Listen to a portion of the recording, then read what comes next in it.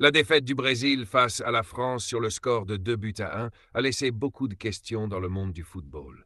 Ce match disputé à Boston en mars 2026 devait être un test important pour la Seleção à quelques mois de la Coupe du Monde de la FIFA 2026. Mais au-delà du résultat, un nom a dominé toutes les discussions. Neymar. Oui, Neymar n'était même pas sur le terrain ce soir-là. Pourtant, son absence a été ressentie par tout un stade, par des millions de supporters et même par certains joueurs de l'équipe. Pendant le match, plusieurs supporters brésiliens présents dans le stade ont commencé à scander son nom, réclamant son retour dans l'équipe nationale. Cela montre à quel point l'influence de Neymar reste énorme dans le football brésilien. Mais derrière cette situation, il y a une histoire beaucoup plus profonde.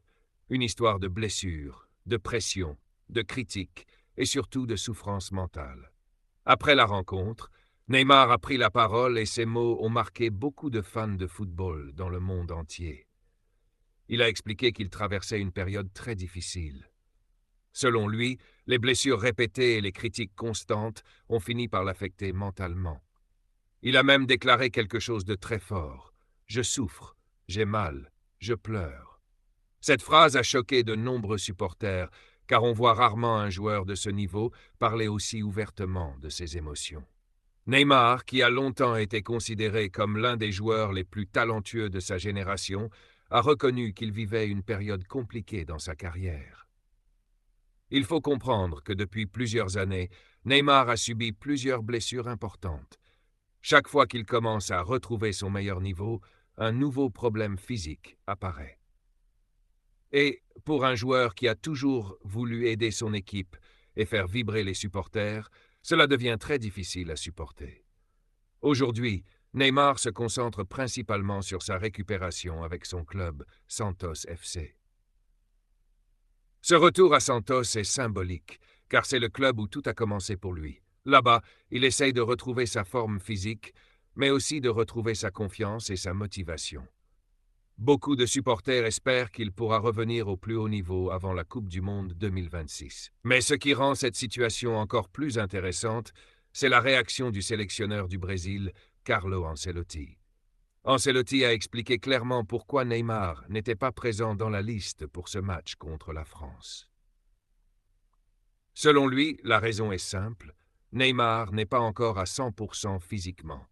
Et pour un tournoi aussi important que la Coupe du Monde qui approche, le sélectionneur préfère ne prendre aucun risque. Cette décision a divisé les supporters. Certains pensent qu'Ancelotti a raison car il faut protéger le joueur et attendre qu'il soit complètement prêt. Mais d'autres estiment que même à 70 ou 80%, Neymar peut changer le cours d'un match grâce à son talent. Et quand on regarde le match contre la France, beaucoup de personnes ont justement eu ce sentiment. Le Brésil manquait de créativité. L'équipe a bien joué par moments.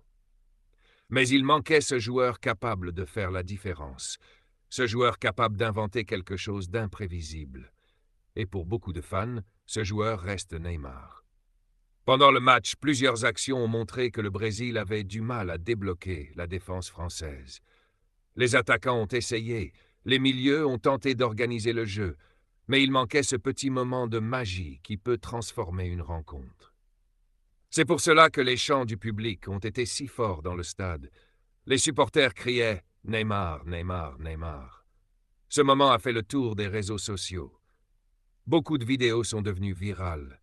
On voyait clairement que malgré les critiques qu'il reçoit parfois, Neymar reste une légende vivante pour beaucoup de fans brésiliens. Mais ce que les gens oublient souvent, c'est que les joueurs sont aussi des êtres humains.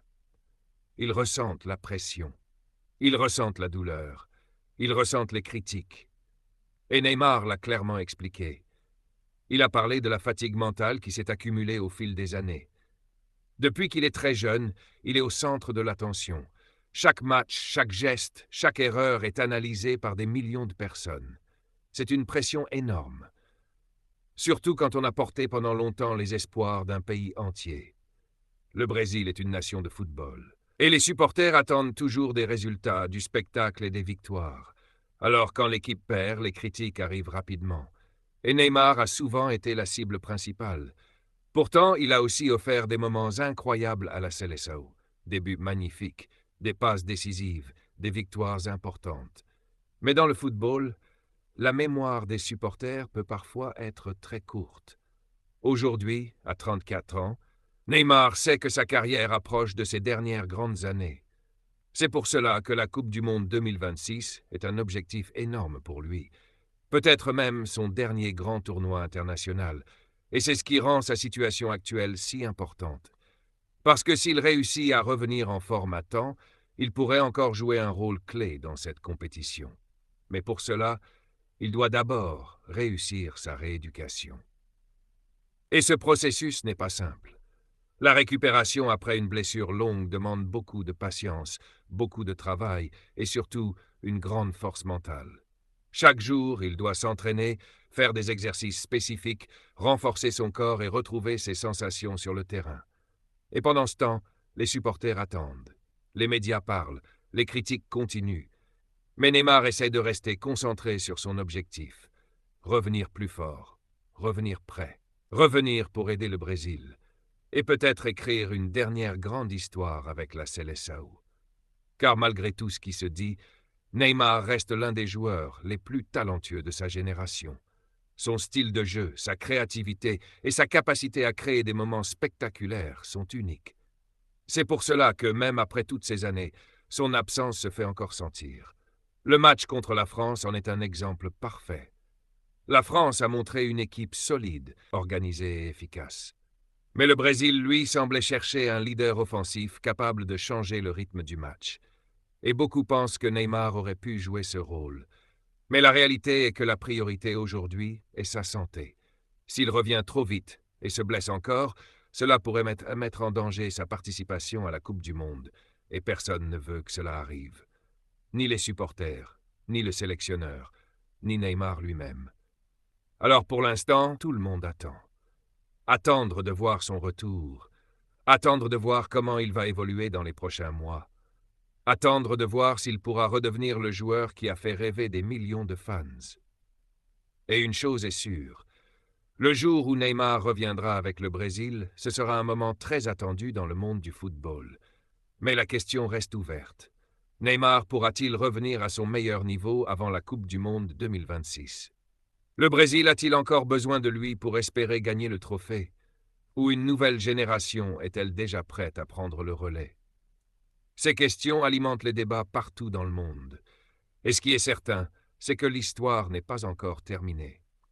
Neymar est toujours là, toujours déterminé, toujours prêt à se battre pour revenir, et peut-être offrir encore un dernier grand chapitre à sa carrière. Si vous voulez la partie 2 du script, où je vais parler de la réaction des supporters brésiliens, le futur de Neymar avec le Brésil et le rôle qu'il pourrait jouer au Mondial 2026. Dites-moi et je vous